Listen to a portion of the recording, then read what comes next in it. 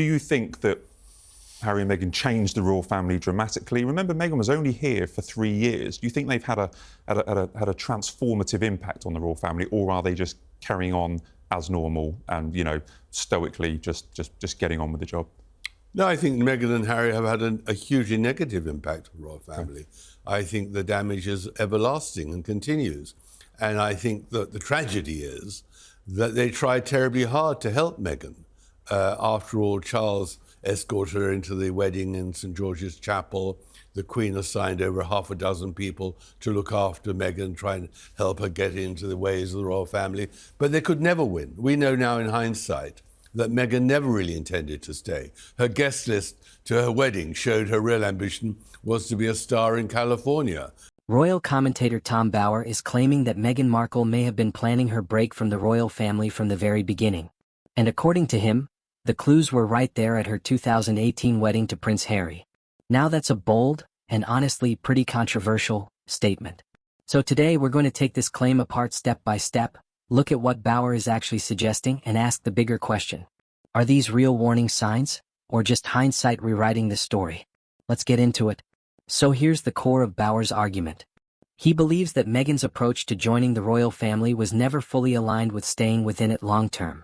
In his view, what happened later, the royal exit, the interviews, the public criticism, wasn't a sudden shift. It was at least partly inevitable. And he points back to the wedding as the starting point for that theory. Now, it's important to say this clearly, this is his interpretation. He's connecting dots after the fact, not presenting direct evidence of intent from that moment. But the idea he's putting forward is simple. That certain choices made during the wedding hinted at a different vision from the traditional royal path. And Harry's friends were excluded from the guest list in the evening, from the dinner. So we know that the agenda was something which the royal family could never really get to grips with. And that's why their reaction, once the assault came through the Oprah Winfrey and through Netflix interviews, was lame and self-defeating. They should have been far more aggressive in their response to assert their own credibility. It's really interesting. I remember, you know, reporting on it at the time and trying to get a sense of the atmosphere. And I think there was shock more than anything. I think there was almost a paralysis, particularly after Oprah. They didn't do anything until 24 hours later because it came out in America overnight. And they said, well, we're going to wait till it appears on, I think it was ITV on the Monday evening, and then we will react. There was like a collective kind of palace, deep intake of breath. It was like, what on earth are we dealing with here? But well, it's 3 years on now, or 4 years on now. I mean, do you think we've got over the Harry and Meghan show in the UK? Do you think we've moved on?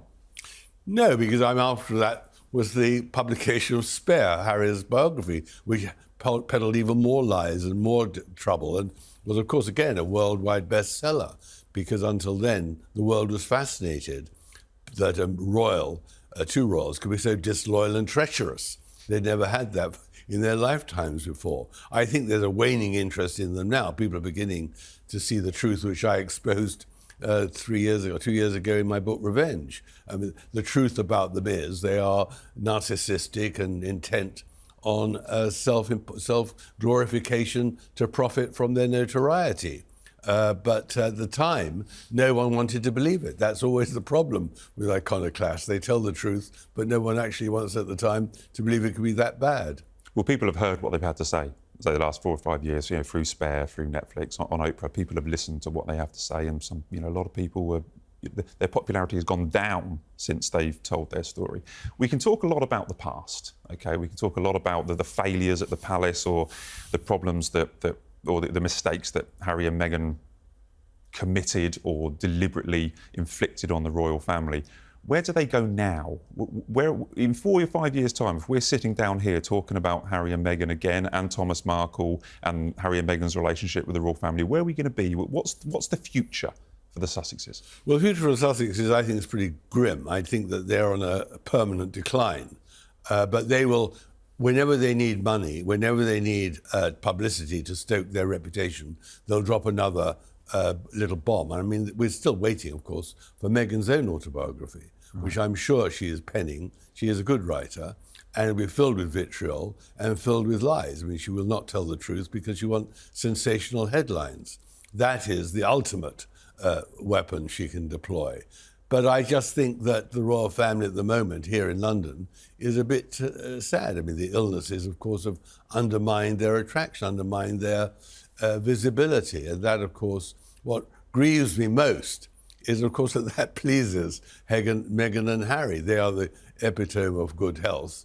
And there's Charles and Camilla and, of course, Kate, all unwell. And that, of course, is a great tragedy for us. Well, they have been quiet.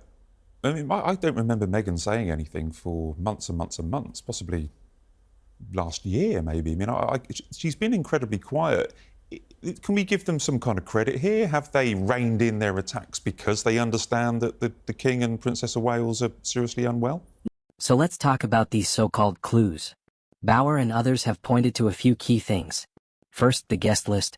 There was a strong presence of celebrities, Hollywood figures, media personalities, people Meghan had connections with professionally or socially.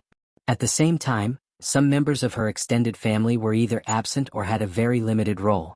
Critics see that as unusual for a royal wedding, where family tradition is typically front and center. Second, the tone of the wedding itself. It blended royal protocol with modern, global elements, like the gospel choir, the sermon by an American bishop, and a more contemporary atmosphere overall. Some people saw that as refreshing and inclusive. Others saw it as a departure from tradition. And third, the broader presentation. The wedding was a massive global event, but also felt very personalized. And again, depending on your perspective, that's either a strength or a sign of someone not fully adapting to royal expectations. Here's where things get tricky. Are these choices actually evidence of long-term planning? Or are they simply reflections of Meghan's personality and background? No, I don't think so at all. I think that she's allowed Harry to make the running. I mean, she is reserving herself for her autobiography. It's much better for her to be seen as the silent princess or duchess, the silent weapon in reserve. I mean, Harry, after all, has said some pretty unfortunate things when he came across and didn't see his father on his way to Nigeria. But Nigeria said it all. The visit to Nigeria, you didn't need words from Meghan to say what it was all about. It was about, we are the royal family in a Commonwealth country, the most important probably in Africa. And that said it all. It was a brilliant coup. Put the British royal family, our royal family, into a very, very difficult position, intentionally so. And that unfortunate occurrence is, again, the palace should never have agreed. They should have lobbied the Nigerians not to allow the Sussexes to come, because, of course, they were upstaged in a vitally important Commonwealth country. So spinning it forward, are you concerned? Because I'm led to believe that they will do more of these trips. You know, this suited them because I was at the Invictus Games last September and the Nigerian Defence Minister turned up. And he sat at the front with Harry and Meghan. I think this is where it all started, their trip to Nigeria, because Meghan had said she was a certain percentage Nigerian heritage. What are the pitfalls that they could fall in? Or what's the problems they can cause to the royal family if they end up having more royal tours around the world? Well, of course they will, as the royal family, because of Charles's and Kate's illnesses, are unable to travel as much as they would like, or travel at all.